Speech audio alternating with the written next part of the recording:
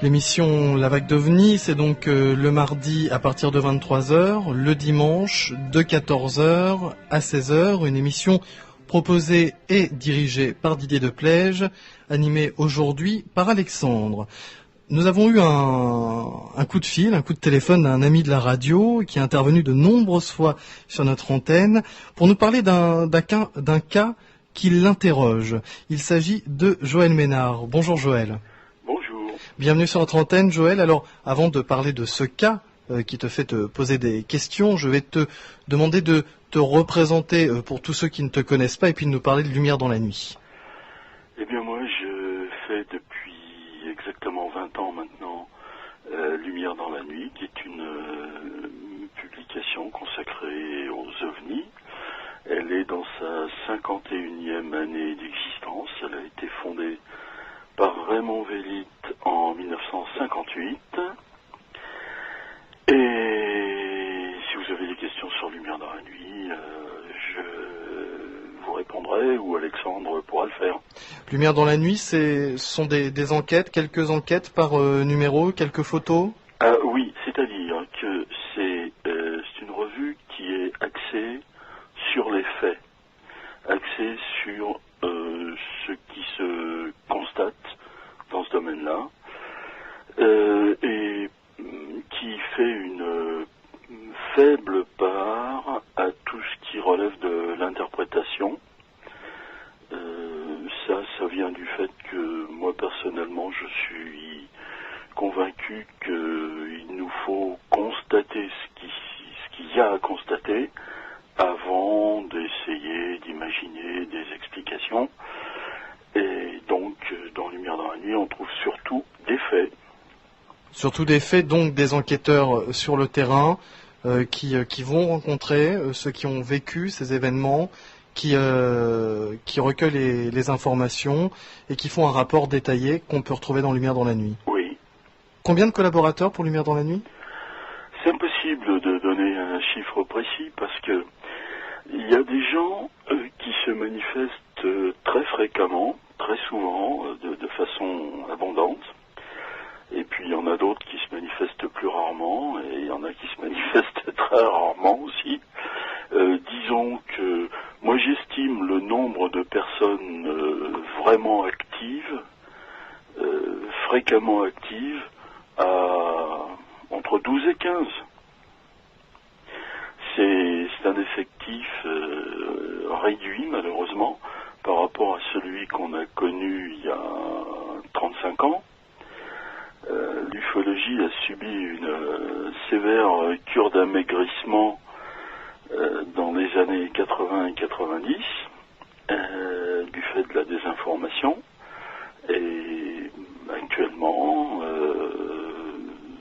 l'ufologie en général et Lumière dans la nuit en particulier fonctionne avec beaucoup moins de monde que par le passé, mais c'est pas extrêmement catastrophique parce que nous ne nous intéressons plus guère à toutes les élucubrations qu'on peut entendre ici et là sur le phénomène. Nous nous intéressons principalement aux faits, à ce qu'on peut en connaître. Alors, juste avant de conclure ce chapitre sur Lumière dans la nuit, pour s'abonner à Lumière dans la nuit, on fait comment? Ah, ça c'est très bien. C'est un geste admirable. Alors, pour s'abonner à Lumière dans la nuit, il faut envoyer un chèque de 46 €. C'est pas la peine d'écrire Lumière dans la nuit en toutes lettres, ce serait une perte de temps. Il suffit de mettre LDLN, ce qui est l'abréviation de Lumière dans la nuit, tout le monde l'aura compris. BP 3 86 800 Saint-Julien-Lard. Ça s'écrit L'_ARS. Très bien. Et oui. Comme ça, vous êtes abonné pour 6 numéros. 6 numéros sortent en général en un petit peu plus d'1 an, parce que si nous sommes disons une quinzaine à travailler avec une certaine régularité, je suis tout seul ici. Je ne côtoie pas malheureusement les autres seul ici. Et il y a une surcharge de travail assez catastrophique. Et donc, j'ai beaucoup de mal à faire 6 numéros par an. Quoique cette année, il y a encore de l'espoir. Mais de toute façon, les abonnements couvrent 6 numéros, c'est-à-dire une période de un petit peu plus d'un an. D'accord, Joël. On redonnera l'adresse à la fin de cette émission. Alors, tu nous as joint il y a quelques jours pour nous dire il y a un cas que je ne comprends, en tout cas que je ne m'explique pas. Vous allez peut-être me prendre pour un fou, mais les ovnis ont une attitude de métronome.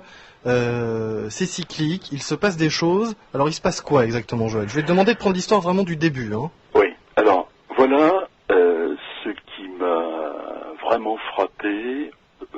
Vers la mi-juillet, des amis qui sont dans la région la région qui est à la limite des Bouches-du-Rhône et du Vaucluse, m'ont envoyé un article du journal La Provence. Il s'agit de La Provence, édition Vaucluse, je pense. Enfin, j'en suis sûr, il y a écrit Vaucluse en haut, donc s'il y a plusieurs éditions, c'est l'édition Vaucluse, et c'est le journal du 13 juillet. Alors, je précise au passage que nos auditeurs, en t'écoutant, peuvent aller sur le forum de la radio ici et maintenant. Ils vont dans la vague d'OVNI, sur le forum. Et là, en deuxième sujet, nous l'avons fait remonter. Il avait été traité par les forumeurs de la radio. Ils voient des ovnis dans le ciel du Vaucluse. Et il y a effectivement l'article de la Provence ainsi que plusieurs vidéos relatives au sujet. Voilà, je te laisse continuer. Donc, vers la mi-juillet, on m'a envoyé cet article. Alors, c'est un article grand, hein, c'est pas un petit entrefilet. Il y a de quoi lire, ça couvre une page et demie peut-être. Et surtout, il y a 2 très grandes photos en couleur où on voit un monsieur qui a l'air très sympathique à côté de son poste de télé. Et ces photos en couleur et de bonne taille montrent bien l'image sur le poste de télé. Les images, parce qu'il y en a 2. Alors, dans les 2 cas, ce qu'on voit, c'est un ensemble de lumières. Je vais essayer de vous les décrire, mais ce n'est pas très facile. Alors, sur l'une des photos, on voit un groupe de 6 grosses lumières blanches, plus ou moins alignées, enfin disons contenues dans une forme qui est à peu près celle d'une ellipse très allongée. Et en plus de ces 6 grosses lumières blanches, on voit à peu près autant je dis à peu près autant parce que quand même la définition elle est bonne, mais elle est ce qu'elle est. On voit, disons, oui, allez, 6 ou 7 petites lumières blanches, plus petites. Sur l'autre image, il n'y a plus que des grosses lumières. Elles sont réparties en 2 groupes. Un groupe de 4 ou de 6, suivant que certaines sont dédoublées ou non. Et puis en dessous, une paire de lumières blanches côte à côte.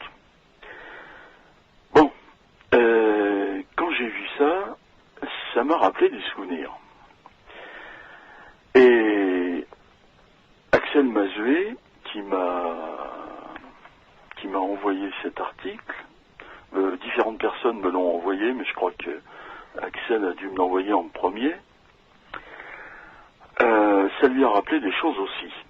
Parce que Axel Mazué habite Venelle. Venelle, c'est quelques kilomètres au nord d'Aix-en-Provence. Et un soir du début juillet 99, et probablement probablement le 2 juillet, Axel, sortant de chez lui vers 22 heures ou un peu plus, voit un groupe de lumière qui vole en formation, silencieusement. Ça se déplace dans son champ de vision, son regard est tourné vers l'ouest, et il s'aperçoit que ces lumières tournent sur une trajectoire à peu près circulaire, s'approchent de lui, et finalement passent tout près de lui, enfin assez près de lui, puis continuent sur leur trajectoire circulaire, et font un deuxième tour, et puis un troisième tour. Alors il a un très bon réflexe, il va vite chercher son caméscope, et il filme la chose. Le phénomène a été vu également par sa mère, et aussi par des voisins. Alors sur la vidéo qu'il a faite ce soir-là, on voit effectivement un ensemble de lumières disposées en formation très régulière. Alors, on peut peut-être essayer de décrire cette formation. C'est pas facile de décrire à la radio une forme géométrique, mais on peut essayer quand même. Vous avez un V composé de 5 lumières. Il y a une lumière. Il s'agit uniquement de lumière blanche et toutes de la même taille, du même diamètre, si vous voulez. Bon, vous avez un V formé par 5 de ces lumières. Il y en a une qui est en avant, et puis 2 à droite et 2 à gauche, un petit peu comme les vols d'oiseaux sauvages. À l'intérieur de ce V formé de 5 lumières, juste derrière celui-là, vous avez un autre V formé de 3 lumières, mais avec le même axe de symétrie pour les 2 V. Et derrière le V de 3 lumières, vous avez une autre lumière toute seule, ce qui fait qu'il y en a au total 5 plus 3 plus 1, ce qui doit faire 9, si je ne me trompe. Bon, ça c'est la photo la plus spectaculaire. Évidemment, quand je parle de photo, il s'agit de vues tirées de la vidéo. Sur une autre vue prise quelques instants après, on voit encore ces 9 lumières disposées de la même manière, un V de 5, et puis juste derrière, dans le V de 5, un V de 3, et dans le V de 3, une 9e lumière. Sur la deuxième photo à laquelle je pense, les lumières sont beaucoup moins intenses, elles ont un diamètre nettement moindre. Mais la géométrie de l'ensemble est la même.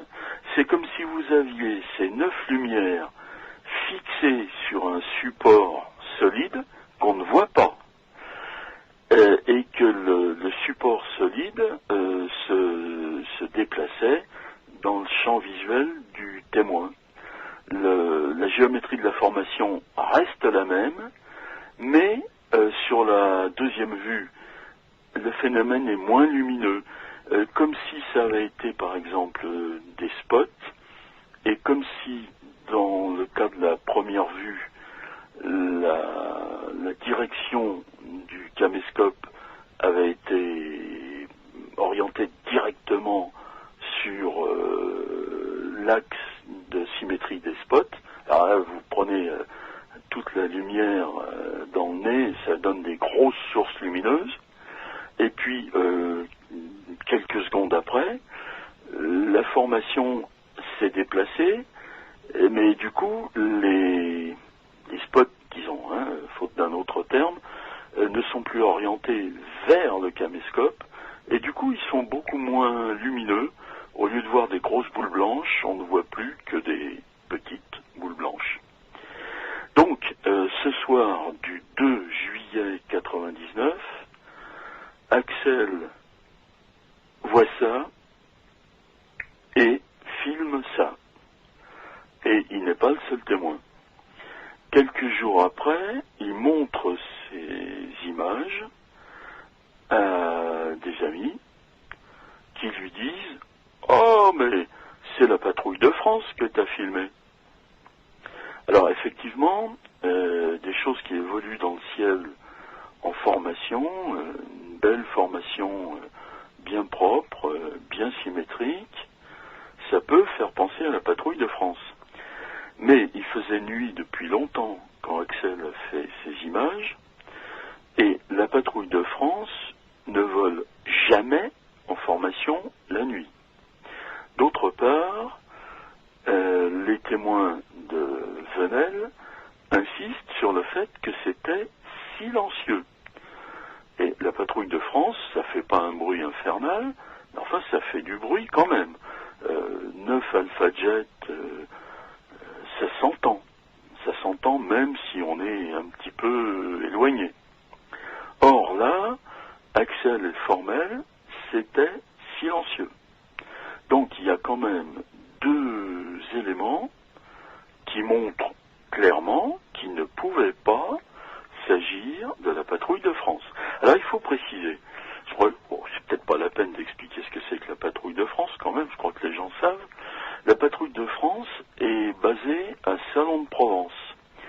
Et Venelle, ça se situe à un peu moins de 30 km à vol d'oiseau à l'est de la base de Salon de Provence.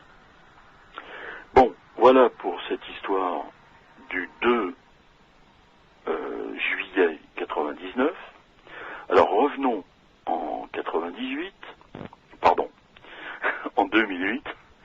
Revenons cette année, en 2008, quand Axel Mazué a eu communication de cet article et qu'il a vu donc les images prises par monsieur De Petris.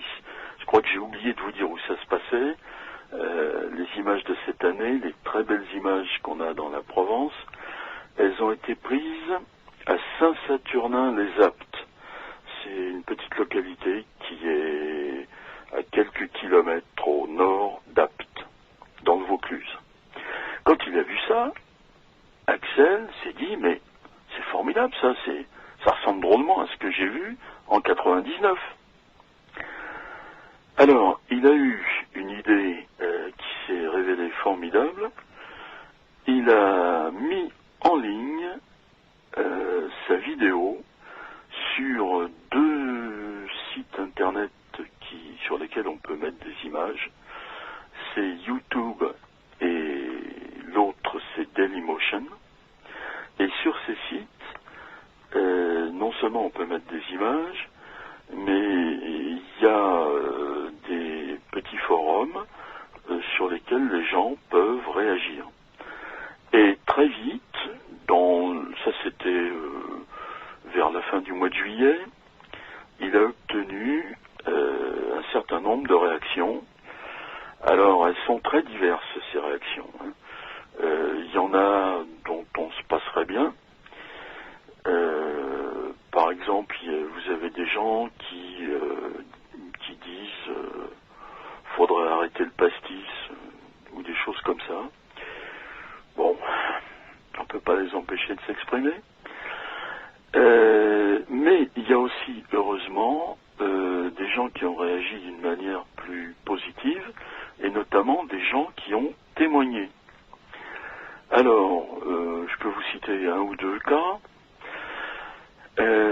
Parmi ceux qui me paraissent les plus caractéristiques, les images faites à Saint-Saturnin-les-Aptes par monsieur De Petris ont très vraisemblablement été faites dans la soirée du 4 juillet 2008.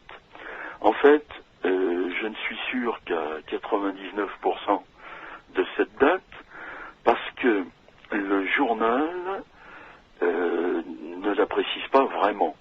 Ce journal, il est daté du 13 juillet, qui était un dimanche, et l'article dit vendredi soir à 22h04.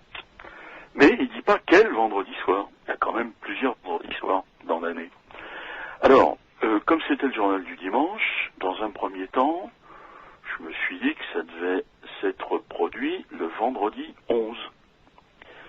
Bon, ensuite, pour diverses raisons qui seraient un peu fastidieux d'étaler, je suis arrivé à la conclusion que c'est très vraisemblablement le 4 juillet. Et c'est intéressant, vous allez voir pourquoi. Les images, les très belles images de Monsieur de Pétris à Saint-Saturnin, c'est le 4 juillet. Mais le même soir, il y a une personne qui s'est exprimée sur l'un des deux forums que je vous ai indiqué tout à l'heure, et qui se désigne uniquement par un pseudonyme, en l'occurrence Pimprenel 84. Si jamais, Pimprenel 84, si jamais vous nous entendez, s'il vous plaît, manifestez-vous directement, parce que il y aurait beaucoup de questions que nous aimerions vous poser pour tout simplement préciser ce que vous avez vu ce soir-là. Alors, Pimprenel 84 roulait sur une autoroute, sur l'autoroute A8, et elle arrivait à Aix, en Provence. Elle a vu un certain nombre de lumières disposées géométriquement dans le ciel. Ça l'a beaucoup frappé. Je crois qu'elle n'était pas seule dans sa voiture, mais de toute façon, il y a eu d'autres témoins dans la région d'Aix ce soir-là. Quand elle est arrivée chez elle, elle a appelé la gendarmerie et elle a expliqué ce qu'elle avait vu. 3 quarts d'heure plus tard, la gendarmerie l'a appelée et lui a dit « Ah, madame, nous nous sommes renseignés, c'est la patrouille de France que vous avez vue. » Vous voyez, on retrouve la patrouille de France. Alors, là, il faut être clair. Hein. La patrouille de France ne vole pas en formation la nuit. Bon, en outre, elle n'est pas silencieuse. Bon, donc ça pouvait pas être la patrouille de France. D'ailleurs, Pimprenel le dit clairement dans son message. Quand la gendarmerie lui a donné cette explication, elle n'y a pas cru une seconde, mais elle n'a pas argumenté, elle s'est comportée comme si elle avalait l'explication. Mais elle n'était pas dupe. Le même soir, il y a eu quantité d'autres choses, le même soir du 4 juillet. Alors, je peux vous raconter une observation qui me paraît très intéressante. Le même soir du 4 juillet, alors c'est un petit peu plus loin, en direction du sud-ouest. Ça s'est passé à Vélo. Vélo, V-E-L-A-U-X, c'est une commune qui se trouve pas tout à fait sur le bord de l'étang de Berre, mais presque, à la hauteur d'Aix-en-Provence. Ce soir-là, il y avait un concert de musique country. Et il y avait beaucoup de gens qui assistaient à ce concert. Et il y avait notamment Monsieur Patrick Matveyev, qui m'a averti, parce qu'il c'est un abonné à Lumière dans la nuit. Alors, si vous voulez, je vais vous lire son témoignage, c'est très court et c'est très parlant. J'assistais ce soir-là à un concert de musique country en plein air au théâtre de verdure de Vélo. Le spectacle venait de commencer, entre parenthèses 22 heures, lorsque parmi l'assistance s'est élevée une clameur de stupéfaction. J'ai levé les yeux et au-dessus de ma tête, j'ai vu un assemblage de lumières tournoyantes s'entremêlant qui, en définitive, ont constitué un rectangle de couleur bleu métallique parsemé de spots de couleur orange. Monsieur Matveyev a fait un dessin. Le rectangle en question, en fait, est un rectangle à 5 côtés, si j'ose dire. ça a, si vous voulez, la forme d'un crayon court. Hein. Un crayon, c'est un rectangle avec un bout pointu en plus. Bon, alors là, vous avez cette forme de crayon court, et à l'intérieur de cette forme, vous avez 3 rangées de 9. Alors je ne suis pas sûr du tout que ce monsieur ait eu le temps de compter les lumières, mais en tout cas, il a dessiné 3 rangées de 9 spots de couleur orange. Ça, c'était à 22h15. Alors, je continue le récit. La taille de l'objet peut être évaluée à celle d'un terrain de foot approximativement. L'ensemble se déplaçait sans bruit particulier. Entre parenthèses, il est vrai que nous étions à un concert. Dans le sens de vélo vers Berlétan. Ce fut tellement soudain et inattendu que je n'ai pas eu le temps de sortir mon portable doté d'un appareil photo. L'apparition a été visible à mes yeux pendant au moins 1 minute avant de disparaître au loin. Moins d'un quart d'heure plus tard, entre parenthèses 22h30, au même endroit est apparu un triangle de moindre dimension, doté lui aussi de spots lumineux, entre parenthèses 6 ou 8. Et ce monsieur a fait un dessin où, dans une forme triangulaire, il a dessiné 8 lumières. 2 vers la pointe la plus pointue, et puis 3 derrière, et puis encore 3 derrière. L'engin se déplaçait lui aussi dans la même direction, mais en émettant un bruit comparable à un avion. J'ai montré du doigt l'engin à ma voisine devant moi, qui m'a dit tout simplement « c'est la patrouille de France ». À ma connaissance, la patrouille n'utilise pas d'avion triangulaire et de plus ne s'entraîne pas la nuit. J'estime que parmi l'assistance, entre parenthèses nous étions environ 400 ou 600 personnes, quelqu'un a pris des photos ou filmé l'apparition. Le concert était en partie suivi par un technicien équipé d'un caméscope et il me semble avoir vu des flashs d'appareils ou téléphones portables. Alors, ces 2 événements-là,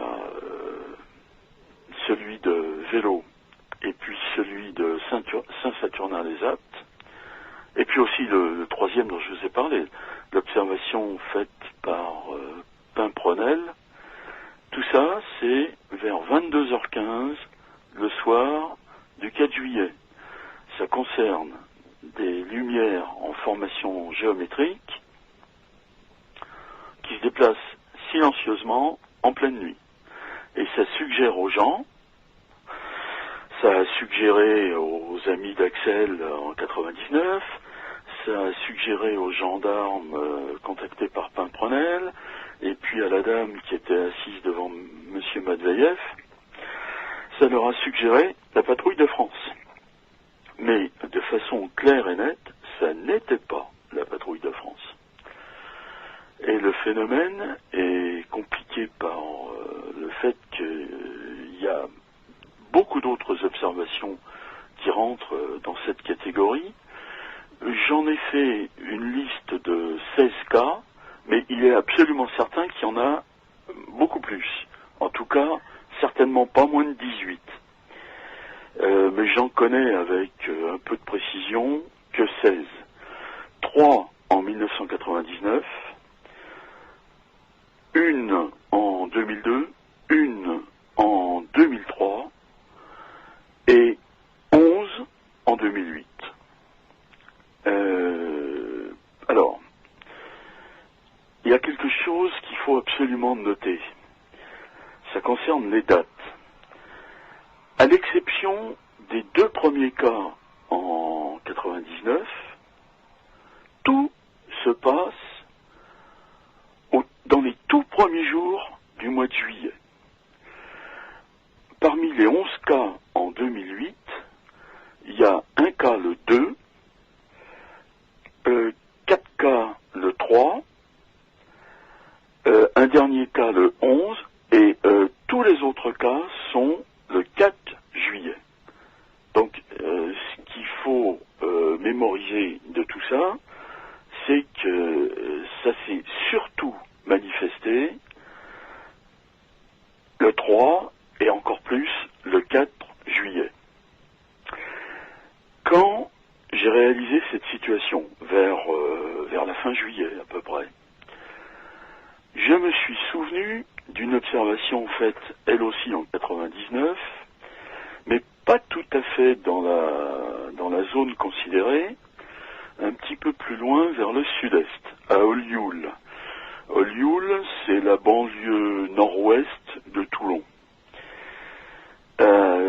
Pendant cette année, pendant ce début d'été 99, j'avais reçu un témoignage émanant de Robert Zirolo, et il se trouve que j'avais des choses à faire dans la région de Toulouse, et je suis descendu.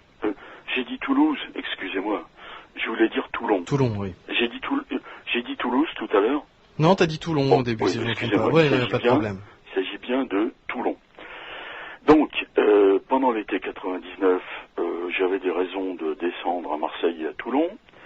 Donc j'y suis allé et je me suis dit, je vais en profiter pour aller voir ce monsieur Zirolo. Alors Robert Zirolo, depuis, c'est devenu un ami et c'est quelqu'un qui fait de l'ufologie de façon active. Moi, j'ai fait sa connaissance à Olioul, vers le mois de juillet 99. Alors, on est allé dans son jardin, et il m'a expliqué ce qui s'était passé le 5 juin 99. Là, c'est pas juillet, c'est juin. Il y a des exceptions dans la vie. Alors, ce 5 juin 99, vers 23h30, il éprouve le besoin de fumer une cigarette, mais il vient d'avoir un bébé, il y a donc un bébé dans la maison, et consciencieusement, il sort dans le jardin pour fumer ses cigarettes. Et là, entre deux arbres, il voit arriver vers lui, sur une trajectoire orientée d'est en ouest, une formation de lumière en V. Alors il regarde ça, il est stupéfait, il s'attendait pas à voir une chose pareille. Alors là, les lumières, c'était pas des boules blanches, c'était des pointes de flèches lumineuses orange. Et puis tout à coup, en 2 ou 3 secondes, l'ensemble de ces pointes de flèches orange change de formation et ça se met en ligne. Le V devient une ligne droite.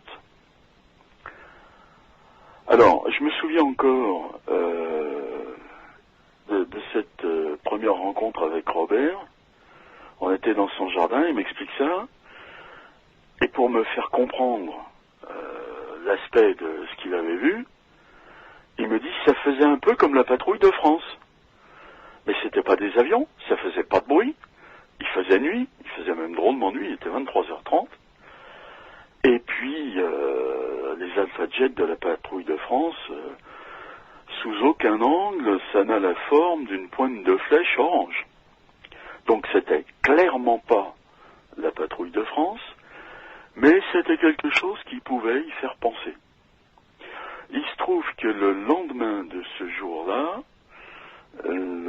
qui était le 5 juin 99, le lendemain 6 juin, il y a eu une autre observation très intéressante de lumière évoluant en formation entre 2 localités qui s'appellent Malmort du Comtat et Métamis. Ça se trouve sur le flanc, enfin plutôt au pied du flanc nord du Luberon. Voilà pour 99. Il y a eu ensuite une observation, enfin on connaît de façon certaine une observation isolée, enfin pour moi un petit peu isolée, mais si on en savait davantage, elle paraîtrait peut-être moins isolée. En 2002, une autre en 2003, et puis cette année, ça a bardé d'une façon formidable, avec 11 observations, Alors, les points communs à ces 11 observations, je voudrais les redire. Il y en a 4. Ça se passe pas n'importe où, c'est dans une zone géographique qui est grosso modo un rectangle de 30 km sur 50 km, 30 km dans le sens est-ouest et 50 km dans le sens nord-sud. Dans ce rectangle, vous avez Aix-en-Provence et vous avez Apt. Et sur le côté gauche du rectangle, vous avez Salon de Provence. Voilà pour les communes les plus importantes. Donc, première caractéristique, ça se produit presque toujours à l'intérieur de ce rectangle. Seule exception, le cas d'Olioul, qui est un petit peu décalé vers le sud-est. Deuxième caractéristique commune à toutes ces choses, avec la seule exception de Olioul et de la route Malmort-Métamis, tout ça en 99, les autres, après 99, se produisent toujours début juillet, au tout début du mois de juillet. Troisième point commun, l'heure, c'est dans pratiquement tous les cas, je crois dans 15 des 16 cas, c'est entre 22h et 22h30. Et quatrième point commun, ce que les gens voient, c'est pas la patrouille de France, mais c'est comme une imitation très grossière de la patrouille de France. Voilà les 4 points qui m'ont frappé.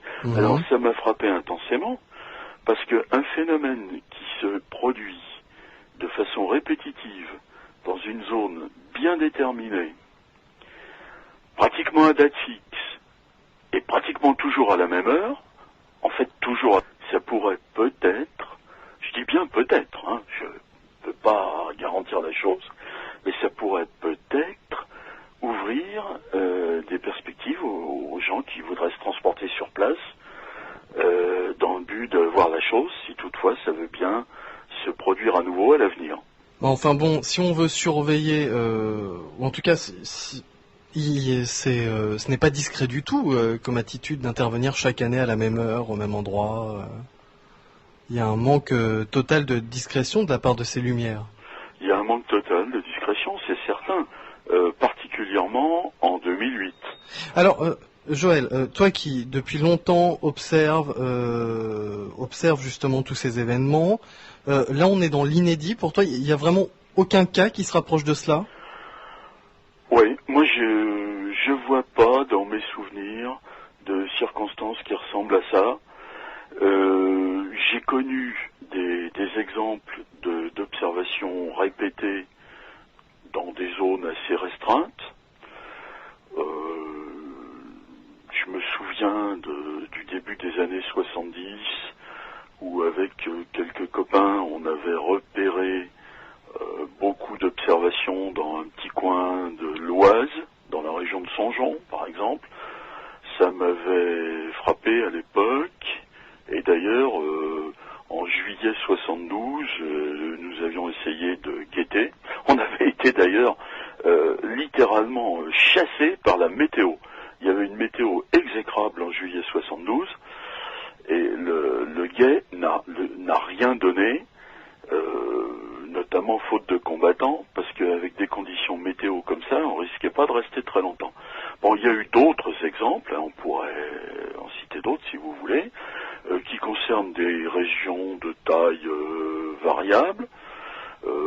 Ça va de 2 départements pour la vague dans le nord de la France au milieu des années 70, jusqu'à des régions plus restreintes.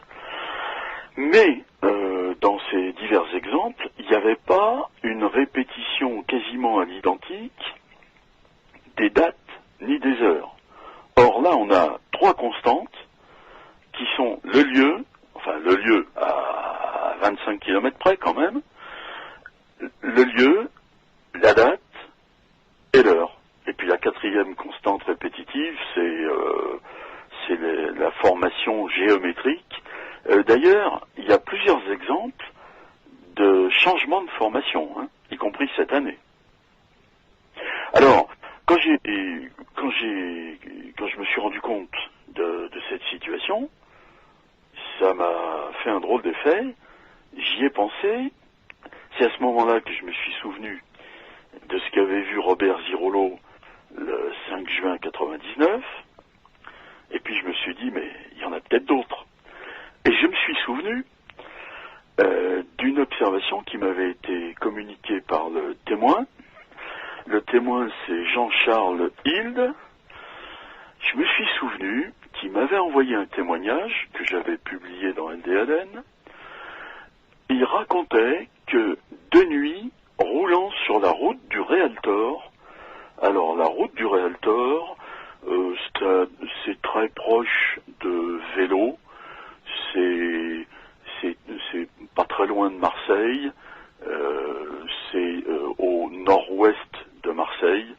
C'est une région où il y a, je crois, une très importante gare de triage. Donc, roulant de nuit sur la route du Réaltor, Jean-Charles Hilde avait vu des choses. J'en avais plus qu'un souvenir un peu estompé. Je me suis dit, oh là là, faut que je retrouve ça. Et puis en même temps, je me disais, ah, évidemment, ça va pas être début juillet. Ce serait trop beau. Ça va être au mois de décembre.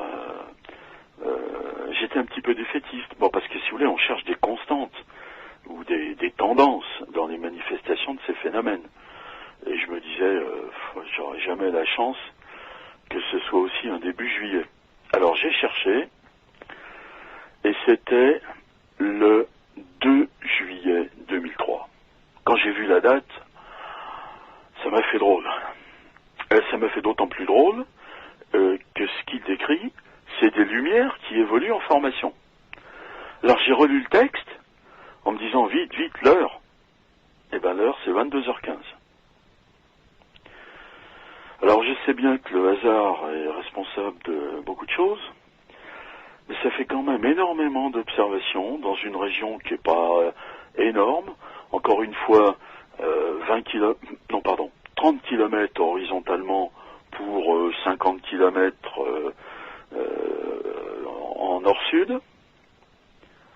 Tout ça début juillet, et tout ça à 22h15, à un quart d'heure près. Je me souviens pas d'avoir vécu, d'avoir eu connaissance de circonstances comparables, ni en France, ni ailleurs dans le monde. Il y a eu, ça beaucoup de gens le savent, des accumulations d'observations dans des régions bien déterminées, pas trop grandes, mais enfin, ça se produisait pas à date fixe et à heure fixe. Donc là, il me semble qu'on est dans des circonstances très particulières, et il me semble que si on réagit correctement, on peut non pas en tirer un bénéfice, des enseignements, mais tenter d'en tirer des enseignements. Évidemment, moi je peux pas vous garantir que ça va recommencer l'année prochaine. Ni dans 2 ans, ni dans 3 ans, je connais pas. Mais enfin, cette année, ça s'est produit de façon massive, et ça a bien amorcé le processus depuis 9 ans. Alors, je sais que sur le site d'Ici et Maintenant, on peut trouver des témoignages aussi relatifs à ces observations de cette année dans cette région-là. Tout à fait, c'est ce que je disais en début d'émission, c'est sur le forum, c'est le forum de la radio, donc c'est ici et maintenant.info, on va dans la section La vague d'ovnis, et là on trouve un sujet qui s'intitule Des ovnis dans le ciel du Vaucluse, que nous avons fait remonter au tout début, donc il est très facile à trouver, c'est dans La vague d'ovnis, il y a effectivement des témoignages, des vidéos, qui vont permettre à nos auditeurs de suivre en même temps qu'ils t'écouteront ce dont tu parles visuellement en tout cas. C'est sur le site de la radio. As-tu quelque chose à rajouter sur ce cas, Joël? Sur ces cas, hein, parce oui, que bien c'est sûr. pas un cas là, c'est. Et en même temps, tu es en train de nous parler d'une ligne directe, comme si tu nous parlais d'un Paris Turin ou d'un Paris Milan en avion. C'est un peu ce dont tu nous parles, qui part à heure fixe chaque jour. Et là, c'est une fois par an. Alors là, pas tout à fait, Alexandre. Pas tout à fait. Moi, je dirais pas ça. Hein. Ça ressemble un peu à ça. Ça suggère ça, mais je crois qu'il faut rester prudent. Parce que si on proclame un peu trop fortement ce constat de régularité, j'ai peur qu'on soit déçu. Il y a vraiment une forte convergence sur les dates. Encore une fois, c'est les tout premiers jours de juillet, sur l'heure, 22h15 à quelques minutes près. Mais enfin, de là à parler de lignes régulières, c'est vrai que on peut avoir ce genre d'idée, mais c'est l'impression que ça donne en tout cas. Hein. Moi, c'est l'impression que ça m'a donné, et c'est d'ailleurs pour ça que je vous ai téléphoné. Ah oui. Alors,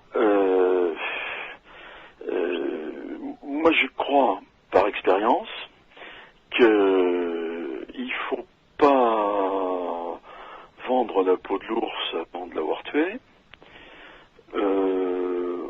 Quand on a l'impression de faire un constat d'une régularité comme ça, on peut être tenté, hein, c'est tout à fait compréhensible, de dire, enfin d'insister sur cette régularité et de la voir plus grande qu'elle n'est.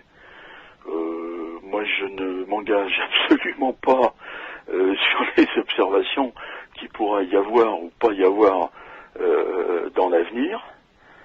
Je constate simplement la régularité depuis quelques années et principalement en 2008.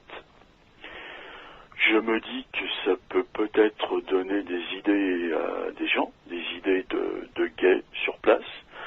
Le début du mois de juillet, pour beaucoup de gens, c'est les vacances. Le Luberon, ou la région d'Aix-en-Provence, c'est une région très agréable. Et puis, 22h15, c'est pas exagérément tard. Ça peut donner à des gens l'idée d'organiser une veille. Moi-même, je ne sais pas si j'y participerai, parce que je ne sais pas du tout quelle pourrait être ma disponibilité à ce moment-là, donc je ne sais pas si j'irai. J'ignore totalement. Si j'ai la possibilité d'y aller, j'irai. Si je suis aussi débordé que je l'ai été cette année et les années précédentes, c'est beaucoup plus douteux. Mais j'espère que des gens s'intéresseront à ça. Et il n'y a pas seulement la veille sur place qu'on peut envisager, hein. Il y a aussi le recueil des informations sur place. S'il y avait aujourd'hui une ufologie active, assez puissante, j'allais dire triomphante, comme elle était dans les années 70,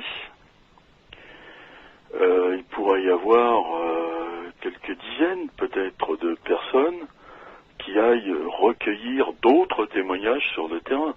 Moi, pour l'instant, j'en connais 16 à peu près bien et 2 franchement moins bien. Mais je suis convaincu qu'il y en a beaucoup d'autres. Et ces témoignages, ils vont pas venir à nous tout seuls. C'est malheureux à dire, mais il faut aller les chercher. Quand ils viennent pas tout seuls, il faut y aller. Et les gens qui seraient pas attirés par le fait de guetter pourraient aller sur place, prendre des contacts auprès des gens, pourquoi pas organiser des conférences qui seraient serait un merveilleux prétexte au recueil de témoignages. Bon, ce sont des idées que je suggère comme ça à qui voudra s'y intéresser, et advienne que pourra. Moi, si je n'y vais pas l'année prochaine, je risque donc pas de voir la chose. Je vais vous dire franchement, ça m'est égal. Je n'ai pas une envie débordante de voir ça. Par contre, je serais content que des gens, et surtout beaucoup de gens, le voient, parce que j'en ai assez du climat dans lequel nous travaillons, avec une diffamation à peu près constante de l'ufologie. J'entends dire, ou je lis ici et là, que l'ufologie c'est pas sérieux. Les ufologues c'est des plaisantins, c'est de la blague, tout ça. Non, c'est pas vrai. Si on craint que ça le soit, alors faut aller guetter et puis voir par soi-même. Et je me dis que s'il y avait un grand nombre, alors un grand nombre ça peut être ce que vous voulez, hein, mais plus que 2 ou 3 personnes, s'il y avait, je sais pas moi, 50 personnes qui constataient ces phénomènes, par exemple l'année prochaine, mais est-ce que ça recommencera l'année prochaine, j'en sais rien, peut-être dans 2 ans, peut-être dans 3 ans, bon. Si un grand nombre de personnes constataient ça, faisaient un minimum de relevés, de relevés concernant leur direction d'observation, de manière à pouvoir, par triangulation, évaluer la position de ces choses, si toutefois elles sont localisées. Parce qu'après tout, on n'en a pas la certitude. Si vous voyez un arc-en-ciel, c'est pas la peine de vous demander au-dessus de quelle localité il se trouve. Parce que l'arc-en-ciel, il n'est pas localisé dans l'espace. Bon, est-ce que ces choses qu'on a pris l'habitude d'appeler les lumières de Venel, est-ce que c'est localisé? Est-ce que c'est des objets qui ont 3 coordonnées bien définies dans l'espace à chaque instant? J'en sais rien, mais enfin on peut quand même le supposer. Alors, par triangulation, les gens pourraient, en se répartissant en divers groupes, déterminer avec la précision qu'ils pourront la position de la chose, sa trajectoire dans l'espace, sa taille, non pas sa taille apparente, mais par triangulation sa taille absolue, sa vitesse. Il devrait être possible aussi de faire des images. Axel Mazuet l'a bien fait, ou Monsieur de Pétris l'a bien fait cette année.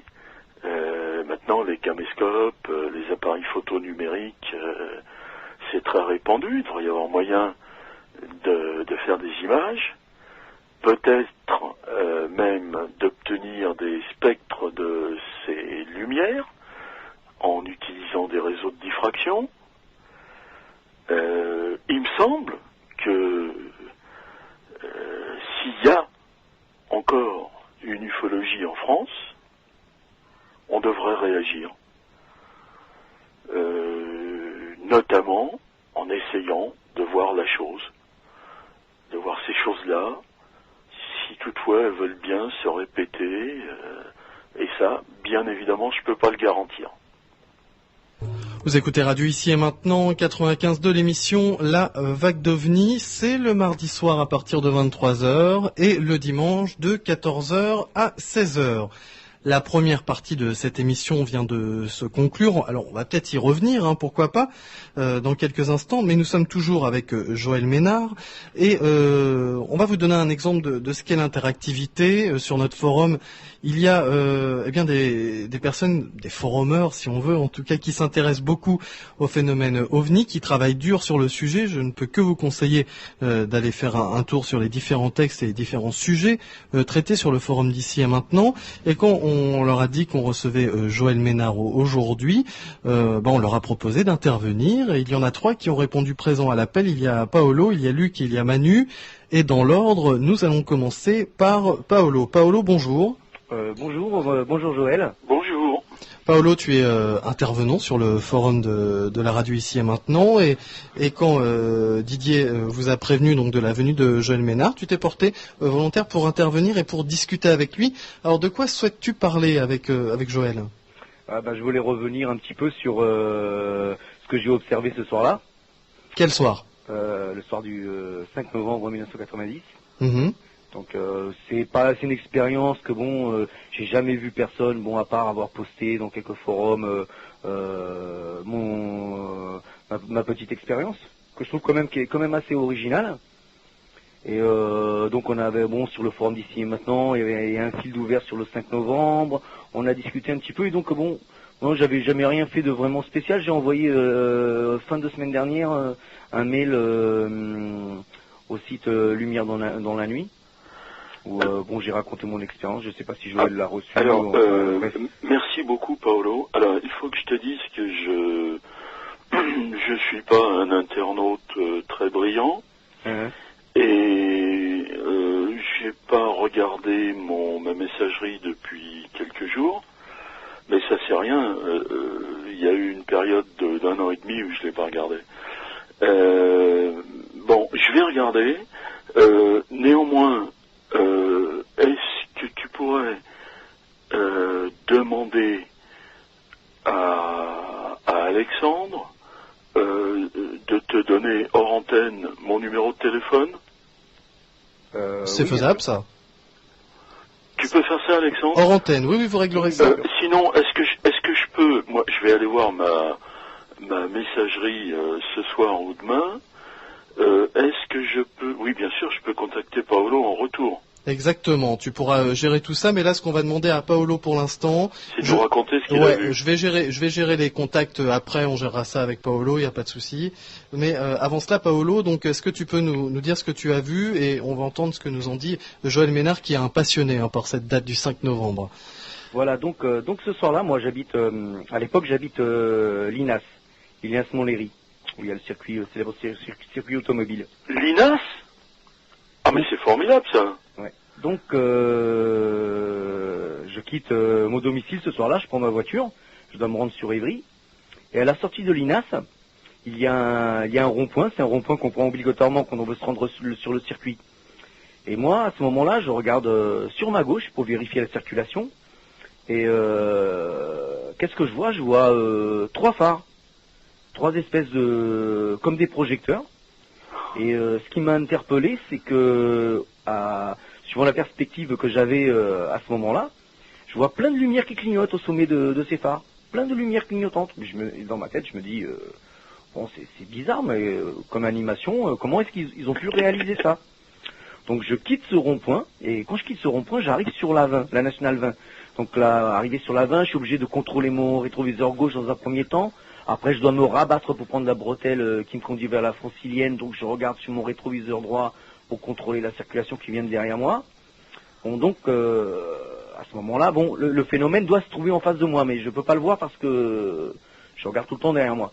Donc voilà, et je prends la bretelle et j'arrive là sur la Francilienne. Et à ce moment-là, je vois une grande formation triangulaire, composé à chaque extrémité de cette formation, il y a 3 lumières. Donc ça fait 3 lumières, 3 fois 3, ça fait 9 lumières qui forment dans un grand triangle, 3 triangles.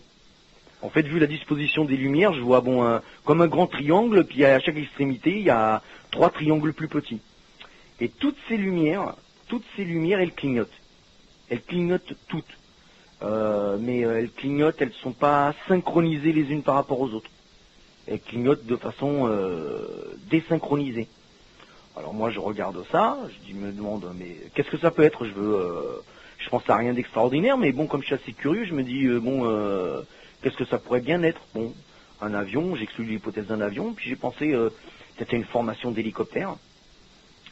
Et encore, les lumières c'est assez spectaculaire, mais on a quand même l'habitude de voir dans le ciel pas mal de lumière. Mais ce qui m'interpelle le plus, c'est que sur la partie arrière, parce que ces lumières elles étaient en progression, et sur leur partie arrière, j'ai vu comme 3 faisceaux de même longueur, de couleurs translucides, comme couleur brouillard, comme des faisceaux de lumière. 3 faisceaux comme ça, sauf que ils se dissipent pas à l'infini, comme quand on projette une lumière en s'estompant. Très nettement, à leur extrémité, ils étaient recourbés à leur extrémité. Ils étaient fermés.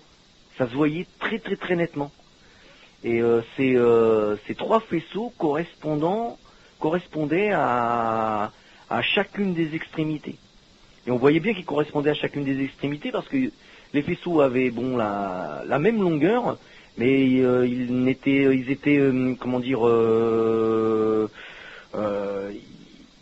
ils étaient pas en ligne, hein. Ils n'étaient pas en ligne, hein. Suivant l'angle du triangle, ils correspondaient bien, quoi. Ils correspondaient à chaque formation triangulaire, enfin à chaque extrémité. Bon, je roule, il y a pas mal de circulation, je roule pas très vite pour une 2 voies, je dois rouler à peu près entre 80-90 km/h, et la formation avance un peu plus vite que moi, mais pas beaucoup, hein. Elle prend de la distance, mais très très progressivement. Donc moi intrigué, je regarde, j'essaye d'identifier et je comprends pas. Et finalement, la formation, elle prend de la distance. Là, j'allais en direction de Bretigny, là, à ce moment-là. Et je roule comme ça, côte à côte, parce que parallèlement, pendant un bon moment, et jusqu'à un moment donné, elle commence à disparaître à l'horizon. Elle s'estompe, et sans que j'aie pu l'identifier, et tout, elle finit par disparaître. Bon, je continue, mais alors très peu de temps après, parce que là on arrive très vite à, je crois qu'il n'existe plus, mais à l'époque il y avait un très grand rond-point entre Bretigny et Saint-Michel-sur-Orge, là à côté du lac, et le rond-point se trouve, en fait on descend, il se trouve dans une cuvette. Et là quand je me rapproche, qu'est-ce que je vois devant moi? Exactement la même formation. Et approximativement 1 kilomètre de distance. Exactement la même formation. Et stationnaire là. Stationnaire. Et je sais, c'est pas très haut dans le ciel. C'est peut-être une hauteur compris entre le premier et le 2e étage de la Tour Eiffel. Et à 1 kilomètre de distance, quand je le vois, je sais exactement où, au-dessus de la voie rapide, je sais exactement où elle est. Et bon, je m'en rapproche, et puis j'ai le temps de le voir parce que ça fait il y a un étranglement de circulation compte tenu du rond-point. Et toujours ces lumières. Là, je vois pas les faisceaux, je les vois pas. Je vois que toutes ces lumières qui clignotent. Donc j'ai le temps de bien le voir, le temps que je prenne le rond-point et que je sorte du rond-point. Et le truc, il était exactement au-dessus, stationnaire, au-dessus de la Francilienne. Et légèrement légèrement sur ma gauche, c'est-à-dire du côté de Saint-Michel-sur-Orge. Et c'était très bas, les lumières étaient très fortes, sans être éblouissantes. Et je sais que je passe littéralement en dessous. Ça éclaire presque ma voiture, je sais même pas si ça la éclaire, mais alors on voit que ça, c'est quelque chose qui est absolument énorme. J'ouvre le carreau de ma voiture et je me penche parce que je voulais absolument distinguer si je voyais une masse solide pour identifier ce que j'étais en train de voir, quoi. Et je regarde au centre de la formation et là par contre je ne distingue aucune masse, hein, je ne vois pas. Et en même temps, toutes les lumières clignotent, hein, simultanément. Vous avez 9 lumières qui clignotent, complètement désynchronisées par rapport aux unes, les unes aux autres, mais très régulièrement. Et c'est assez pétard, quoi. On voit que ça, c'est un truc qui est absolument énorme. Donc je passe en dessous, la formation après se retrouve derrière moi, et là je continue ma route. Et je continue de ma route et de toute la soirée, je retourne à mes occupations. Et je n'y ai plus jamais pensé. Je ne suis pas arrivé à identifier ce que c'était. Et de toute la soirée, je n'y pense jamais. Et si le lendemain, ils n'en avaient pas parlé à la radio, dès le matin, ils en ont parlé au journal vers 7h du matin ou 8h. Et là, je me suis souvenu. s'ils nous en avaient pas parlé, j'aurais complètement oublié. J'aurais totalement oublié que j'avais vu ça. Alors Joël, comment réagis-tu au témoignage à l'instant de Paolo? Ah ben moi je réagis énormément parce que il faut dire à Paolo que moi à ce moment-là j'habitais Bretigny. Ah oui. Et c'est pour ça, enfin c'est peut-être pas parce que j'habite à Bretigny, mais j'ai été quasi instantanément passionné par les événements de cette soirée-là. Alors, il y a un témoignage à l'INAS. Oui, je l'ai vu dans Lumière dans la nuit. Ah, d'accord. Et c'est les gars qui faisaient... Et bon, faut dire que bon, c'est là où dans Lumière dans la nuit, c'est là où on trouve beaucoup de choses. Oui, de 5 joggers qui sont de l'INAS. Ah, moi j'aurais dit 4. Ah, je sais plus, peut-être 4 ou 5, ouais. Dont Monsieur Pelletier. Ils ont vu le phénomène changer de cap. Alors, moi ça m'intéresserait énormément de recueillir ce témoignage pour accompagner l'autre, quoi. Et alors, dans ce coin-là, il y a moi je ne connaissais jusqu'à ce soir que le témoignage de l'INAS, à l'INAS, que celui des joggers, mais 2 kilomètres plus loin, il y avait 2 dames, rue de l'Orge à Bretigny, qui revenaient de faire leurs courses. Ces dames habitaient dans des pavillons très proches l'un de l'autre. Elles se sont arrêtées, l'éclairage public s'est éteint, et elles ont vu passer ce qu'elles décrivent comme un avant de TGV avec des guirlandes de Noël disposées sur l'avant de TGV. Ouais, ça fait vraiment sapin de Noël. Hein. Les lumières qui clignotent, ça fait vraiment et sapin de puis Noël. 2 tubes lumineux oui. très longs, comme des tubes fluorescents, mais d'une taille monstrueuse, accrochés en dessous. En plus de ça, moi ce qui m'a le plus excité, c'est le témoignage de Vers-le-Grand. Alors ça, c'est 7 ou 8 kilomètres plus loin vers l'est. Mais à Bretigny même, j'habitais dans une petite maison à l'époque, rue Lamartine, et mon voisin, mais qui malheureusement était un nouveau voisin, donc je le connaissais pas encore très bien, il habitait là depuis peut-être 15 jours, mon voisin a vu lui aussi quelque chose. Il était à 3 mètres du mur de mon jardin, et il m'a expliqué ce qu'il a vu, et j'ai toujours eu la certitude que ces 4 choses, puisque moi j'en connaissais que 4 dans ce coin-là, Vers-le-Grand, la rue de l'Orge, l'observation de mon voisin, et puis les joggers, c'était 4 choses différentes.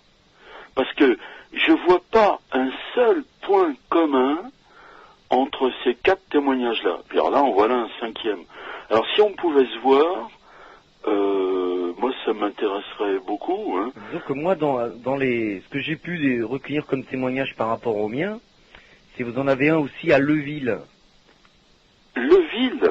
Oui, j'ai eu un témoignage, je sais pas si c'est de Lumière dans la nuit ou ailleurs. Et je crois que l'un des joggers habitait à Leuville. C'est-à-dire que quand j'arrive sur la 20, quand les joggers ils voient le phénomène changer de cap, en fait, il change de cap au-dessus de Leuville. Il change de cap 2 fois. Sur la francilienne. Il arrive d'abord parallèlement à la Nationale 20. Il remonte à la Nationale 20. Oui, il remonte la Nationale 20 comme s'il venait d'Orléans. Voilà, et là, il fait un angle droit vers l'est.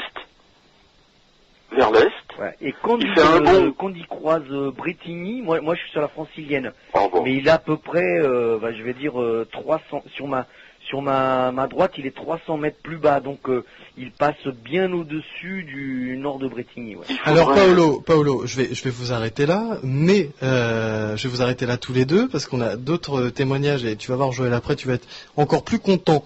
Quoique, en tout cas, je vais vous arrêter là. Par contre, Paolo, ce que je vais faire, c'est que hors antenne, je vais te donner les coordonnées personnelles de Joël. Oui. Et comme ça, vous pourrez continuer votre discussion et continuer à parler de justement ce que tu as vu et raccorder tout cela.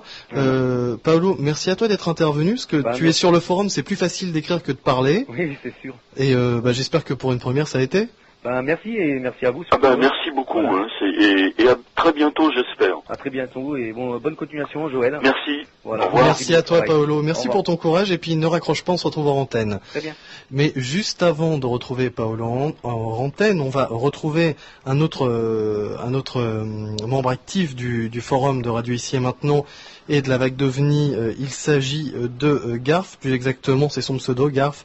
C'est Luc qui est avec nous. Luc, bonjour. Bonjour. Bienvenue sur notre antenne, Luc. Luc, alors toi aussi tu as décidé de participer à cette émission. Merci à toi. Je le rappelle, c'est plus facile d'écrire que de parler. Et tu vas parler d'un sujet qui va relancer Joël encore. Je te laisse commencer, vas-y. D'abord, bonjour Joël Ménard. Bonjour. Bonjour monsieur. Je crois qu'on se connaît pas mal un petit peu. Voilà, je voulais d'abord vous dire un grand bonjour de la part de quelqu'un qui anime une émission TV sur le web qui s'appelle EDH TV, que vous avez rencontré à Châlons-en-Champagne, sous le pseudo de Xinus. Ah oui. Oui.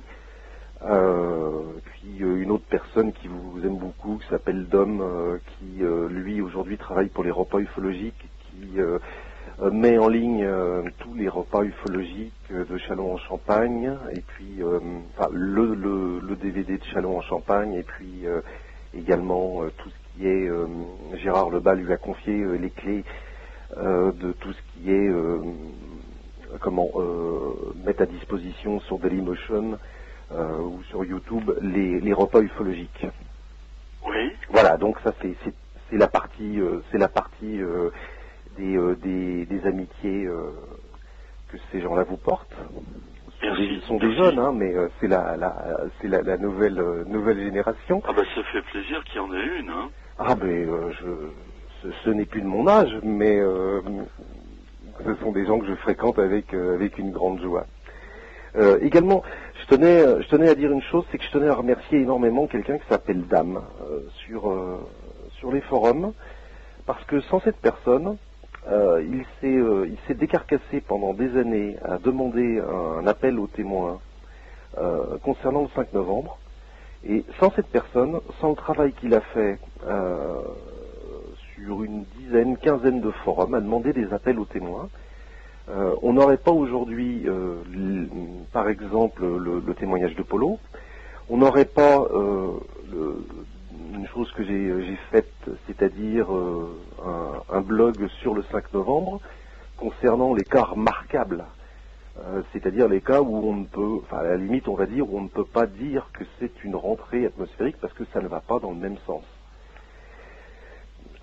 Donc que Dame soit bien remercié, parce que sans lui, depuis 3 ans où il réussit à faire tomber des témoignages différents, on n'aurait pas pu se rencontrer, Polo ou Manu ou les autres qui vont suivre. Voilà. Ça donc, me ferait énormément plaisir de rentrer en contact avec ces gens, hein.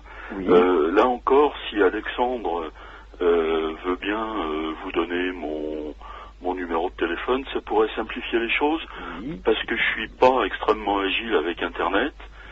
J'ai une petite préférence pour des moyens de communication préhistoriques.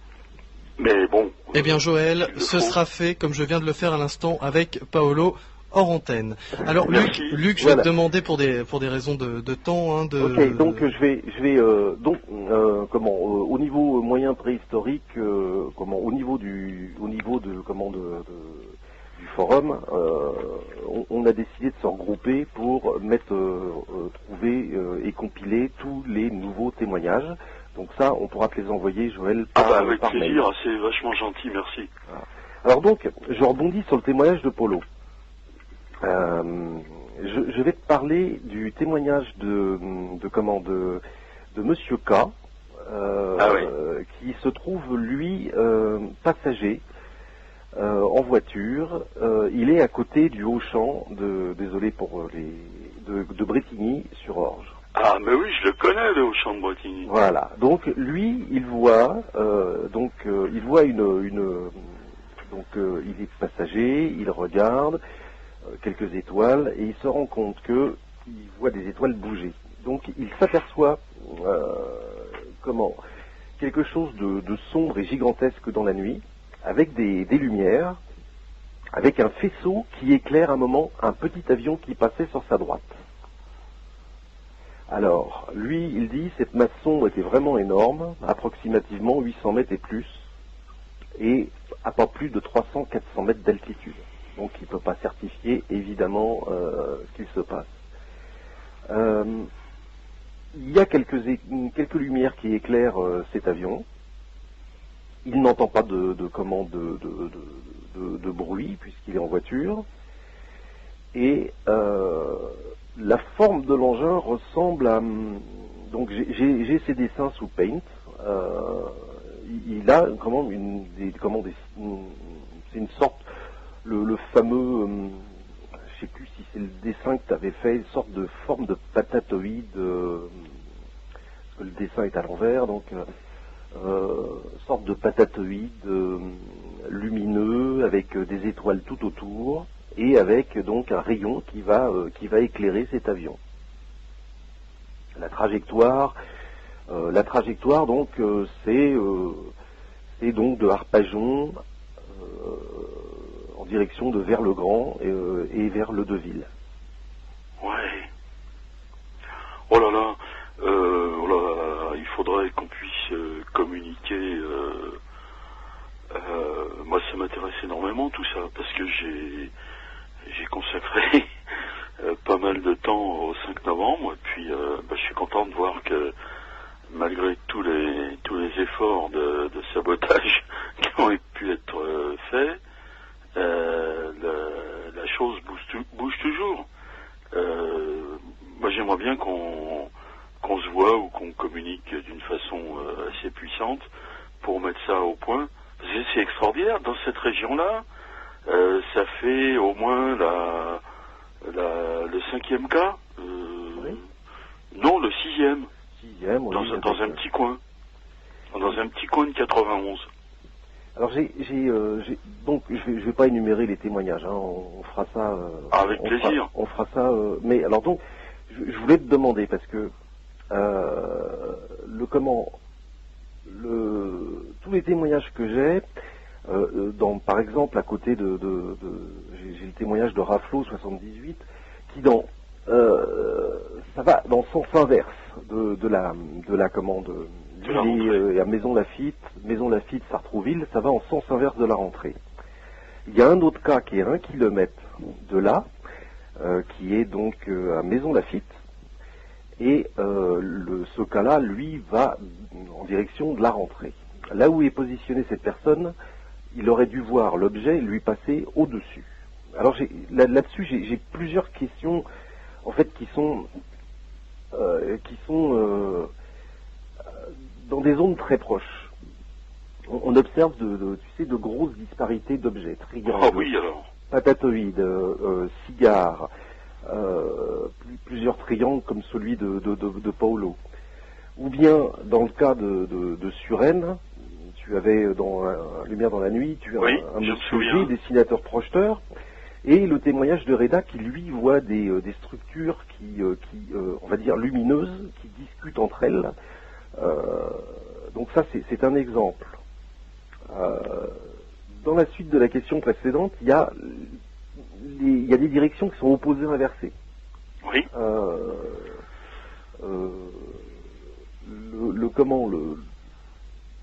Ce que certains, nous on n'arrive pas à comprendre exactement, c'est quel est quel est le nombre d'objets qui peuvent se manifester comme ça. Comment se fait-il que ça se manifeste de manière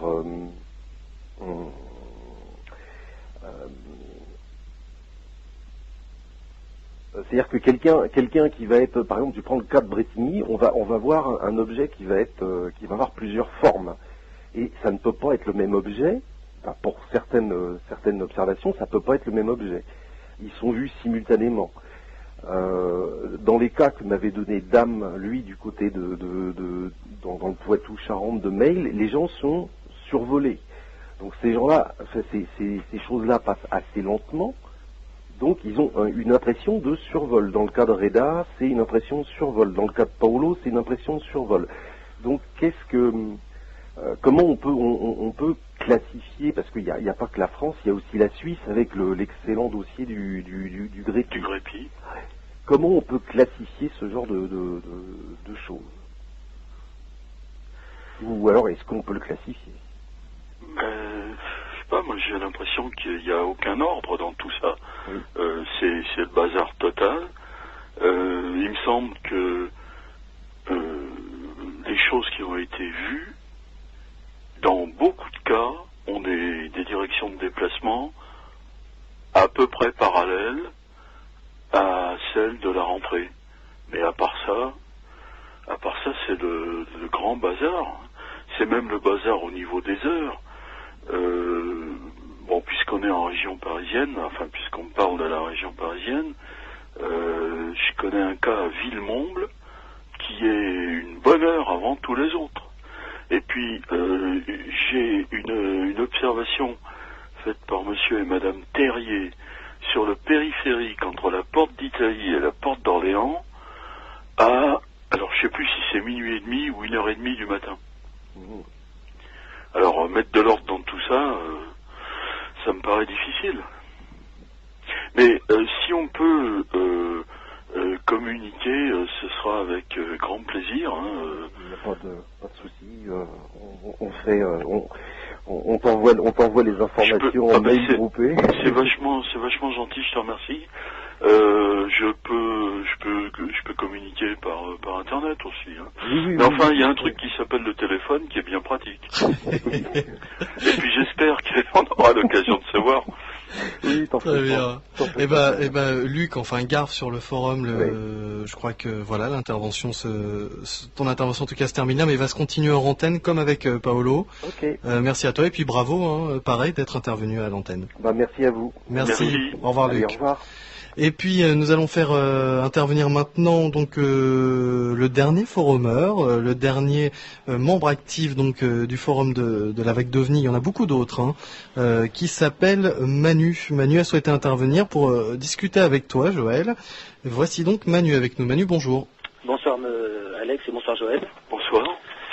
Donc j'ai appelé pour apporter un témoignage qui a 18 ans maintenant, fait une observation. 18 ans, ça fait Ouais, 90. c'est en 90, tout Oui. simplement. C'était en début novembre 90. Donc je ne peux pas affirmer que c'était le 5. Tout ce que je sais, c'est que c'était un samedi soir ou un dimanche soir. Ça colle pas. Le 5, c'était un lundi.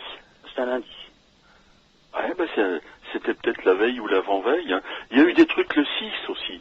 Dans l'île de Noirmoutier, par exemple, il y a eu des observations le 6. D'accord. Alors pourquoi pas? Éventuellement. Et alors, qu'est-ce que tu as vu? Et donc ça a commencé, j'avais un copain qui était chez moi donc et qui repartait chez lui pour aller dîner, donc il était 19h.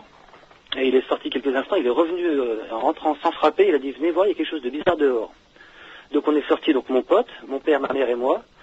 Et effectivement, au-dessus de la maison, pile dans l'aplomb, à la verticale, il y avait une masse phénoménale, très sombre, très noire, qui couvrait tout l'horizon, en fin de compte. Dans la direction sud-ouest-nord-est. Et cette masse énorme était accompagnée de lumière, de boules lumineuses, qui étaient de chaque côté de l'engin.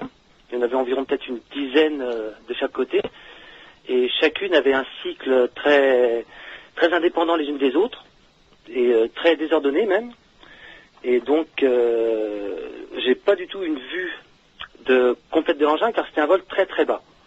J'estime peut-être à 100 mètres d'altitude, 150 mètres maximum, bien que j'ai pas l'habitude de faire des estimations verticales, donc je suis pas très sûr de moi, mais c'était excessivement bas, silencieux, parfaitement silencieux, car ça se passait en Bourgogne, dans le Morvan, donc un petit village donc sans bruit autour parasitant, et donc je ne voyais pas la forme complète de l'engin, car en fin de compte il apparaissait au fur et à mesure dans la nuit, et il disparaissait au fur et à mesure dans l'autre direction. Et ces sphères, on a ressenti une impression étrange que ces sphères qui tournaient autour de l'engin venaient rendre compte en permanence au vaisseau mère. Je sais pas pourquoi, c'est un ressenti, je peux pas expliquer pourquoi. Et donc voilà, ça a duré 7 ou 8 minutes d'observation. Et pour dire que l'engin était tellement bas, c'est que quand les sphères lumineuses se rapprochaient de la carcasse principale, on pouvait distinguer par les faisceaux lumineux des formes de tubulures sous l'engin. Ça représente un petit peu comme une légère vasque, et il y avait des sculptures, je ne sais pas si c'était métallique ou quoi, hein, mais donc comme des grosses tubulures travaillées à ce niveau-là. Oh là là, Alors Joël, D'ailleurs, j'ai fait un Joël, sur le forum. Joël, je vais te demander de mettre ta casquette d'enquêteur et de poser des questions pour montrer à nos auditeurs comment est-ce que tu procèdes. Lorsque tu as un témoin, comme là c'est le cas avec Manu, tu lui poses quoi comme question? La question qui me venait, c'est, puisque ça s'est passé dans le Morvan, est-ce que tu habites toujours dans le Morvan? Je suis à 50 km du Morvan actuellement. Bon, je te pose cette question parce que je vais passer dans le coin, dans pas très longtemps. Je prévois de passer par là début octobre. Oui. Donc dans un mois. Oui. À quel endroit exactement, dans quel coin? En fait, il faut que je passe à Dijon, mais là, je vais me faire un mini tour de France. Et pour un 5 novembre, je veux bien me rallonger, hein. Avec plaisir. D'accord. Alors, l'idéal serait qu'Alexandre te donne mon numéro de téléphone. Oui. On va faire ça. Heureusement qu'il n'y avait pas plus d'intervenants, sinon tu aurais été harcelé de coups de téléphone. Mais Joël, je vais te demander, je sais que vous allez vous voir hors antenne. Vous allez sûrement vous voir quand tu vas passer dans le coin de Manu. Mais maintenant, pour nos auditeurs, c'est bien d'avoir un exemple en direct là. Est-ce que tu pourrais procéder pendant quelques instants, comme tu le ferais si tu avais Manu en face de toi, par rapport à ce qu'il nous a raconté? Oh, ça c'est difficile parce que moi je pense que les questions de méthodologie dans les enquêtes, bon pour moi ça a pas de sens, hein. Il suffit de se faire raconter les choses, de noter tout ce qu'il y a à noter, et puis on fait ça dans l'ordre qu'on veut. Simplement, moi j'aime bien comprendre la géométrie des choses, j'aime bien savoir où est-elle le témoin, j'aime bien aussi si j'ai le plaisir de le rencontrer, j'aime bien être avec lui exactement là où il était. Et puis, évidemment, la grosse question, c'est dans quelle direction il voyait la chose, la hauteur angulaire au-dessus de l'horizon, mais le zémuth, c'est-à-dire la direction en projection au sol, c'est beaucoup plus important encore que la hauteur angulaire. La taille apparente, alors là, c'est compliqué parce que quand on demande des évaluations de taille apparente aux gens, on a souvent des surprises. D'ailleurs, c'est même plus des surprises, maintenant on a l'habitude. Pour un cas comme ça où il s'agit d'observation, on peut dire à grande distance, le truc qui me paraît le plus important, c'est évidemment la position du témoin. Ça, c'est même pas la peine de le dire. Mais c'est l'azimut de son regard. Est-ce qu'il regardait vers le nord, vers le sud, vers le sud-ouest? Parce que ce soir-là, entre 19h et 19h15, j'ai l'impression que des gens qui ont vu des choses monstrueuses, il y en a un nombre considérable. Alors, c'est bien quand on peut comparer un témoignage avec un autre. Par exemple, le témoignage de Paolo tout à l'heure, quand il a dit qu'il était à l'INAS, moi j'ai sursauté parce que j'avais déjà un témoignage à l'INAS, celui des gens qui faisaient du jogging sur le bord de la N104. Alors évidemment, ça donne énormément envie de comparer le témoignage de Paolo avec celui des joggeurs, puis aussi avec celui des dames de la rue de l'Orge, qui n'était guère que 2 kilomètres plus loin.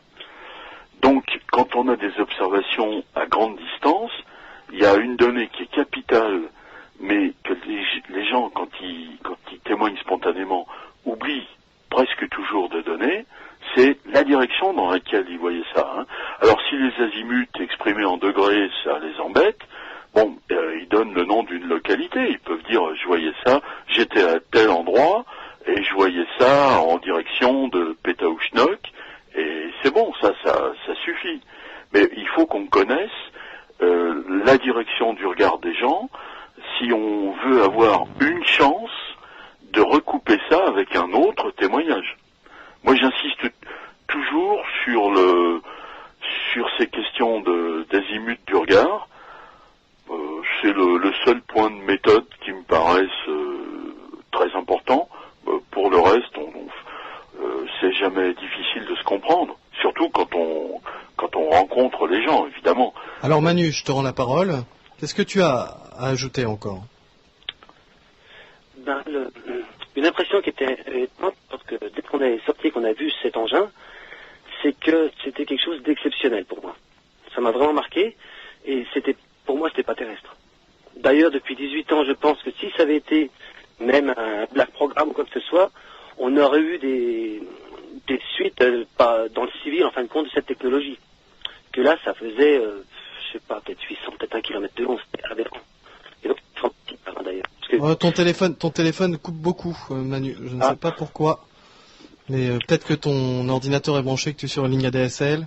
Vrai, malheureusement, oui. Oui.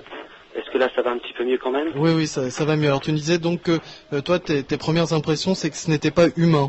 Ah oui, non, c'était pas une technologie humaine. Enfin, j'assistais pour moi à quelque chose d'exceptionnel. Un événement en particulier.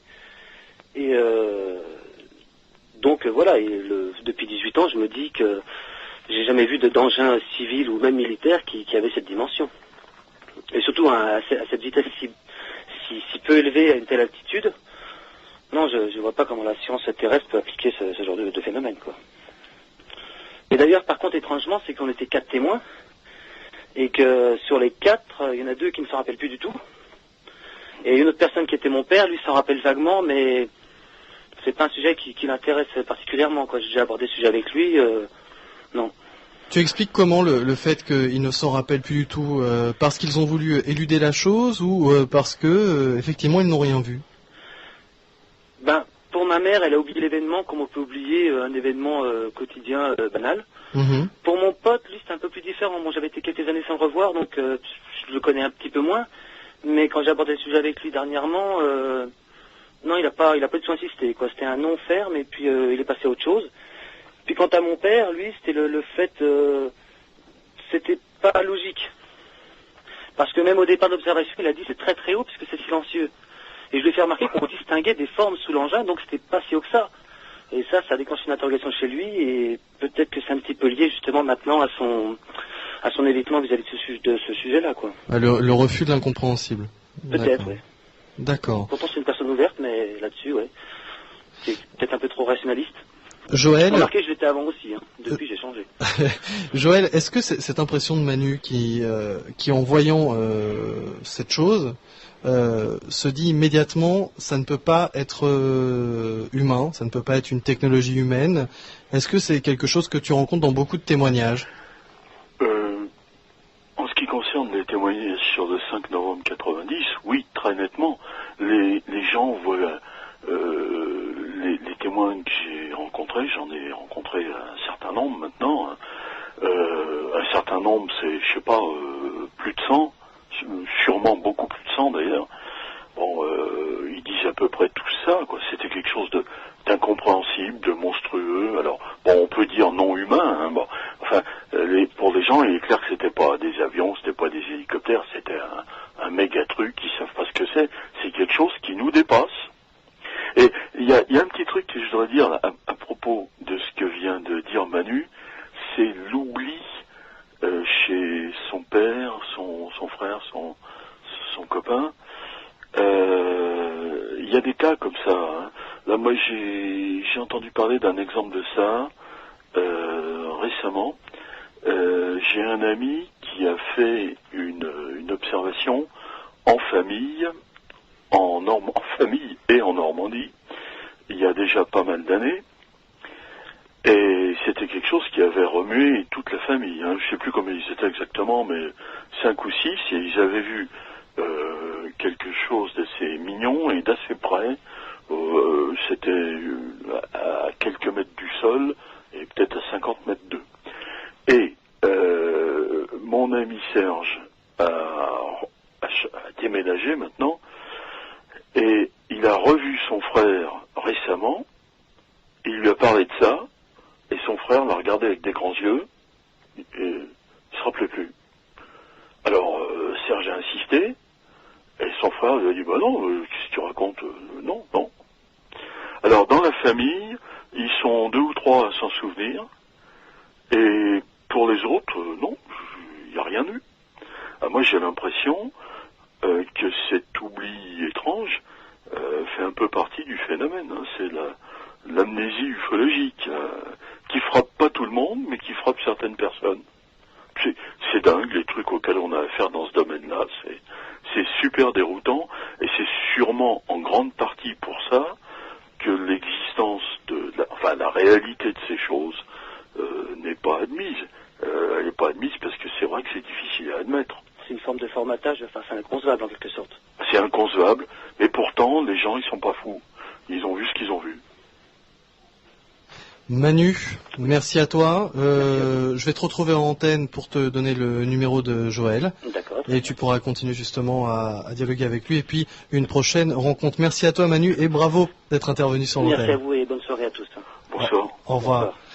Vous écoutez Radio Ici et Maintenant, 95 de l'émission La Vague d'OVNI, avec comme invité aujourd'hui Joël Ménard. Alors Joël, en conclusion, en longue conclusion de cette émission, déjà ta réaction par rapport au témoignage de ces forumers? Ça m'intéresse énormément parce qu'il s'agit de 3 témoignages sur le 5 novembre 90. Et je suis drôlement content parce que on a voulu nous réduire au silence. Des efforts considérables ont été faits dans les années 90 notamment pour étouffer cette histoire du 5 novembre. Et puis maintenant on est en 2008 et là voilà 3 personnes qui se manifestent ce soir et qui nous décrivent 3 observations qui de toute évidence ne concernent pas la rentrée du satellite soviétique, mais autre chose. Eh ben, je suis bien content. Je peux vous dire que c'était une vérité qui n'était pas évidente à défendre il y a quelques années. Et puis finalement, la vérité ne triomphe jamais, mais les menteurs finissent par se fondre dans le paysage. Et ça va être intéressant quand tu vas rencontrer ces personnes-là très prochainement. Ah oui, parce que c'est de toute évidence des cas intéressants, tous les 3. Peut-être pour des raisons différentes, mais très intéressants tous les 3. Et je suis bien content de voir que la réalité des événements de ce soir-là, finalement, petit à petit, elle est en train de s'imposer quand même. Ça me rassure un peu. Alors Joël, il nous reste une bonne grosse quinzaine de minutes à passer ensemble. Ça va nous permettre, ça va te permettre de nous parler des cas qui te tiennent à cœur actuellement. Alors au-delà de celui que tu as traité en début d'émission, mais l'actualité qui t'intéresse et puis peut-être ton opinion sur l'ufologie actuellement. Et juste avant de te laisser parler, je voulais savoir comment avait été accueilli ton livre Vérité et mensonge sur l'ufologie. Oh, je crois qu'il a été... Toute personne qui a écrit un bouquin dirait ça. Je crois qu'il a été bien accueilli. Pour l'instant, je n'ai pas encore beaucoup de retours. Il est prévu que j'en ai en fin d'année. Je pense qu'il a été, oui, bien accueilli. Tu parles du premier ou du deuxième ? Le deuxième. Je pense que c'est une chose que je suis extrêmement content d'avoir fait.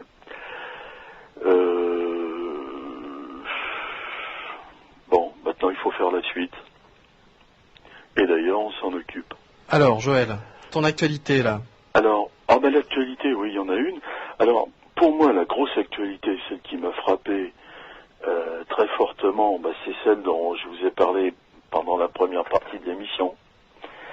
Parce que ça, je trouve que c'est quand même, ça sort des sentiers battus, hein, ce genre de situation. Ça devrait logiquement nous ouvrir des possibilités. À ça, ce qui m'a frappé, c'est une nette recrudescence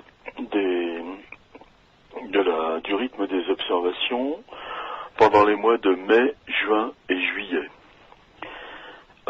C'est très net. Hein. Avant le mois de mai, il n'y avait pas grand-chose. Il y avait la fréquence habituelle. Et en mai, juin, juillet, c'est très fourni. Dans le numéro de LDLN qui est actuellement chez l'imprimeur, il y a, je crois, 23 pages d'observations récentes en France. Il y a 20 ans que je fais LDLN, il me semble que j'avais jamais eu ça. Là, 23 pages d'observations récentes, dont quelques-unes qui sont chouettes. Et puis, il me semble qu'au mois d'août, c'est retombé. C'est retombé à la fréquence normale, c'est-à-dire pas grand-chose. Mais ces 3 mois de fin de printemps et de début d'été, là, ont été bien fournis. Tu l'expliques par... Ah bah je l'explique pas. Non, mais ce que je veux dire par là, c'est, à ton avis, je te demande pas forcément l'explication, mais un ressenti. Est-ce que on peut penser à des manifestations plus fréquentes ou à un regard plus orienté de la part de la population? Bah non, moi je crois que c'est la fréquence des événements qui fluctue dans le temps, et ça d'ailleurs on le sait depuis longtemps. Là, ça se voit sur ces mois de mai, juin, juillet, mais depuis qu'il existe des documents ufologiques, on peut le constater. Hein, c'était très facile de comprendre déjà il y a plus d'un demi-siècle qu'il y avait eu plus d'observations de l'OVNI en 54 qu'en 55. C'est d'une évidence criante. Moi, je crois que le phénomène passe par... C'est pas je crois, c'est pas une question de croyance. Tout le monde peut constater qu'il y a des périodes d'activité intense et puis des périodes de moindre activité. Un petit truc qu'on peut ajouter, c'est que les périodes de forte activité sont généralement beaucoup plus courtes que les périodes de calme. Il y a quand on trace l'histogramme de la fréquence des observations, on a des pics étroits séparés par des creux larges. Autrement dit, ça barde pas souvent, mais quand ça barde très fort. Et on est dans cette période-là. Là, actuellement, je sais pas. C'était pas une pointe d'activité extraordinairement remarquable, mais un petit peu remarquable quand même. Il me semble que j'ai compté une trentaine d'observations qui me sont arrivées concernant des événements en mai, juin, juillet. Ça fait... Alors, c'est pas beaucoup, 30, hein. Mais il faut dire que j'ai pas gratté au maximum pour en avoir le plus possible. Si j'avais par exemple demandé à Luc Chastan de me passer tout ce qu'il avait trouvé, c'est plus 30 là qu'on aurait, c'est beaucoup plus, c'est 60, c'est je sais pas combien. Je cherche pas à en avoir le plus possible. Là j'ai répercuté simplement ce qui est venu par les voies normales et une fréquence de 10 observations par mois, c'est plus qu'un petit peu au-dessus de la fréquence moyenne. De là à parler de vague, non. Pour moi, la dernière vague qui mérite ce nom, c'était il y a 10 ans, celle du début de l'été 98. Depuis, la fréquence me semble pas avoir énormément fluctué, sauf là, ce petit regain d'activité en fin de printemps, début d'été. Oui. Oui. Non, j'étais en train de t'écouter, je me disais que les vagues, on les repère plus l'été parce que les gens sont plus dehors et que... C'est vrai. Hein. Il peut se passer des choses l'hiver, mais... On a plus tendance à regarder dehors le soir. Beaucoup d'observations ont lieu le soir, à peu près à cette heure-ci, ou un petit peu plus tard. Bon, c'est vrai que c'est plus agréable de mettre le nez dehors au mois de juillet que début décembre. Mais ça explique pas tout. C'est un facteur. Ça, il faudrait demander, mais qui sait ça? Qui sait combien de fois plus de personnes regardent dehors à 10 heures du soir en été qu'en hiver? Je sais pas. Les témoins, c'est quand même souvent des gens qui se déplacent, qui sont en voiture, par exemple. On roule autant en hiver qu'en été. Évidemment, on fait moins, on se repose moins sur la pelouse l'hiver. Mais la circulation automobile, j'imagine qu'elle doit quand même être la même l'hiver que l'été. L'hiver, il y a moins de monde dehors, mais il y a du monde quand même. Hein. Je ne sais pas dans quelle mesure ça joue, mais il me semble que si on recueille les témoignages, si on les récolte, je dirais, on constate de toute évidence des fluctuations dans la fréquence. D'ailleurs, si on prend la vague de 54, un pic énorme, formidable, sans équivalent dans l'histoire ufologique, cette vague de 54, elle court sur les mois de septembre, octobre, novembre. C'est déjà plus tout à fait la belle saison. Et la pointe d'activité monstrueuse cette année-là, c'est mi-octobre. C'est déjà plus l'été, mi-octobre. Donc il y a effectivement une fréquence qui fluctue, je ne sais pas pourquoi. Mais quand on observe des particularités de cette répartition dans le temps, il peut arriver que ça ouvre des perspectives. Par exemple, le fait que les lumières ce que j'ai appelé les lumières de Venel à la suite de l'observation faite par Axel Majuet, le fait que ça se produise de façon répétitive en début juillet et en plus aux environs de 22h15, ça pourrait peut-être ouvrir de sacrées perspectives. Je te cacherai pas que si rien ne se passe, moi bientôt j'aurai terminé avec ça, hein, là, je suis en train de le signaler autant que je peux à quelques personnes. Je remercie ici et maintenant de m'avoir permis de le faire ce soir. Et puis, assez probablement, dans un mois, je penserai à autre chose. Je ne suis pas en position de réagir très fort à cette occasion qui nous est offerte. Simplement, j'ai envie d'inviter les autres, ceux qui pourront, à être attentifs à toutes les informations qui viennent de cette région-là, et puis à essayer de voir les choses eux-mêmes, s'il y a moyen. C'est pas toujours facile de se rendre, même dans le midi en été. Il y a des gens qui pourront pas. Moi-même, je sais pas si je pourrais l'année prochaine. J'ai aucune idée de la situation que je connaîtrai dans 8 mois. Mais si personne ne réagissait, j'avoue que je comprendrais pas. On entend tout un tas de discours à propos des ovnis. Et là, on a des circonstances qui, peut-être, je souligne bien, peut-être, permettent de voir directement, enfin, permettront de voir directement la chose.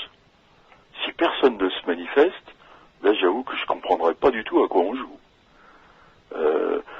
J'aurais tendance, s'il ne se passe rien, non pas de la part du phénomène, mais de la part des gens, s'il y a aucune réponse de la part des gens, moi j'aurais tendance à dire que l'ufologie est morte en France, au moins en France. Hein. Ailleurs, je sais qu'elle ne l'est pas. Mais là, si personne n'éprouve le besoin d'aller regarder dehors vers 22h15 début juillet seulement l'année prochaine, mais les années prochaines, alors je me demanderais ce qui se passe. Je trouverais tout à fait logique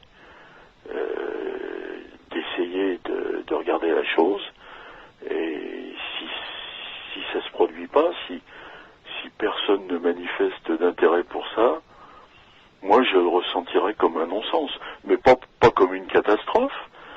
Après tout, les gens font ce qu'ils veulent et ils font ce qu'ils peuvent, mais je trouve que ce serait triste qu'on déploie autant de discours et si peu d'actes.